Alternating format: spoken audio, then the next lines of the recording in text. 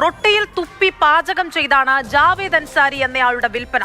പുറത്തുനിന്ന് ഭക്ഷണം കഴിക്കുന്നവർ ഈ ദൃശ്യങ്ങളൊന്ന് കാണുക, ജാഗ്രത പാലിക്കുക. ഗാസിയാബാദിലെ ലോണി മേഖലയിലുള്ള A1 ചിക്കൻ പോയിന്റ് എന്ന ഭക്ഷണശാലയിലാണ് സംഭവം.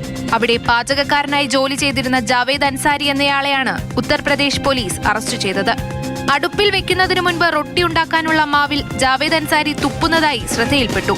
ഇയാൾ റൊട്ടിയിൽ തുപ്പുന്ന ദൃശ്യങ്ങൾ ആരോ മൊബൈൽ ഫോണിൽ പകർത്തി സോഷ്യൽ മീഡിയയിൽ പ്രചരിപ്പിച്ചു.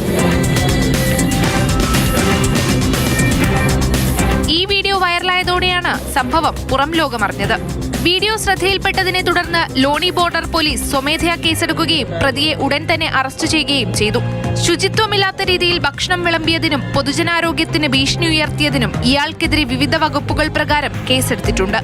2026 ജനുവരി 8-നാണ് ഈ വീഡിയോ പോലീസിന്റെ ശ്രദ്ധയിൽപ്പെട്ടത്. ഹോട്ടലിലെത്തിയ ചില ഉപഭോക്താക്കൾ ഇയാൾ റൊട്ടിയിൽ തുപ്പുന്നത് നേരിൽ കാണുകയും അത് മൊബൈലിൽ പകർത്തുകയുമായിരുന്നു.